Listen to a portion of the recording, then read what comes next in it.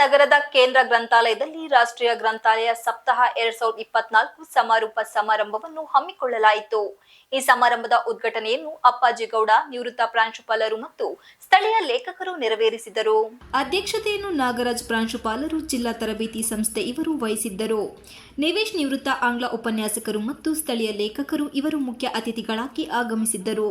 ಈ ಗ್ರಂಥಾಲಯ ಸಪ್ತಾಹ ಅಂಗವಾಗಿ ಏರ್ಪಡಿಸಿದ್ದ ವಿವಿಧ ಸ್ಪರ್ಧೆಗಳಲ್ಲಿ ಭಾಗವಹಿಸಿ ವಿಜೇತರಾದ ವಿದ್ಯಾರ್ಥಿಗಳಿಗೆ ಹಾಗೂ ಶಾಲಾ ಮಕ್ಕಳಿಗೆ ಬಹುಮಾನ ವಿತರಿಸಲಾಯಿತು. ಹಾಗೂ ನಮ್ಮ ಗ್ರಂಥಾಲಯದಲ್ಲಿ ಲಭ್ಯವಿರುವ ಪುಸ್ತಕಗಳ ಅಧ್ಯಯನದಿಂದ ವಿವಿಧ ಇಲಾಖೆಗಳಲ್ಲಿ ನೇಮಕಾತಿ ಹೊಂದಿರುವ ಅಭ್ಯರ್ಥಿಗಳು ಹಾಗೂ ಹಿರಿಯ ನಾಗರಿಕರನ್ನು ಗುರುತಿಸಿ ಸನ್ಮಾನಿಸಲಾಯಿತು.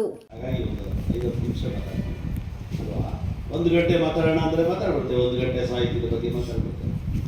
ನಾನು ಅಪ್ಪಾಜಿಗೌಡ ಅಂತೇಳಿ ಎಂ ಕೃಷ್ಣ ಪದವಿ ಪೂರ್ವ ಕಾಲೇಜಿನಲ್ಲಿ 37 ವರ್ಷಗಳು ಕನ್ನಡ ಉಪನ್ಯಾಸಕನಾಗಿ ಮತ್ತು ಪ್ರಾಂಶುಪಾಲರಾಗಿ ಕೊನೆಯಲ್ಲಿ ನಿವೃತ್ತಿಯಾಗಿದ್ದೇನೆ. 2018ರಲ್ಲಿ ನಿವೃತ್ತಿಯಾಯಿತು.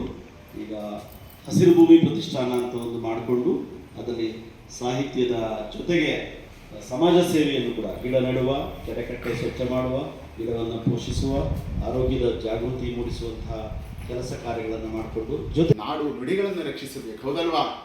ನಾಡು ನುಡಿಗಳನ್ನು ರಕ್ಷಿಸಬೇಕು, ಸರ್ಕಾರದ ಕಾನೂನನ್ನು ಗೌರವಿಸಬೇಕು. ಶಾಸನ ತ್ರಾಣನ ಚೈವ ಶಾಸ್ತ್ರಮಿತ್ಯವಿಧೀಯತೆ ಶಾಸನ. ಕಾನೂನು ಅಂದರೆ ಅದು ಒಂದು ಇರುವಿಕೆ, ಅದೊಂದು ಸ್ಪಷ್ಟತೆ. ಹೌದಲ್ವಾ? ಅದನ್ನು ನಾವು ಕಾಪಾಡಿಕೊಂಡು ಹೋಗಬೇಕು.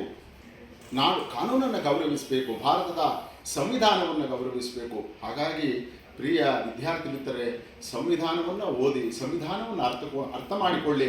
ಆ ಸಂವಿಧಾನ ಇಲ್ಲಿ ನಾಗರಿಕರು ಕೂಡ, ನಾವೆಲ್ಲರೂ ಕೂಡ ಸಂವಿಧಾನಕ್ಕೆ ಬದ್ಧರಾಗಿರಬೇಕು. ಸಂವಿಧಾನವು ಬಹಳ ಮುಖ್ಯ.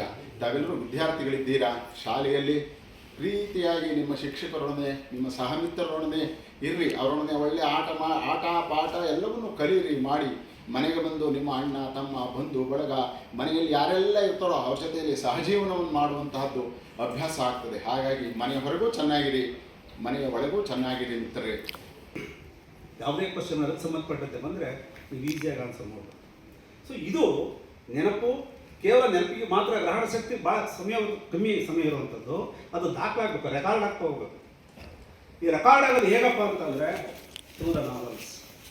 ಅದರ ಜೊತೆಗೆ ನಾವು ಯಾಕೆಂದರೆ ನೀವು ಇತಿಹಾಸ ಓದಿದ್ದೀವಿ, ಇತಿಹಾಸದಲ್ಲಿ ಏನೇನು ನಡೀತು ಅನ್ನೋದ್ರ ಬಗ್ಗೆ 2 ಅಥವಾ 3 ಪುಟಗಳಲ್ಲಿ ಹೇಗೆ ಬಿಟ್ಬಿಟ್ಟಿರ್ತಾರೆ.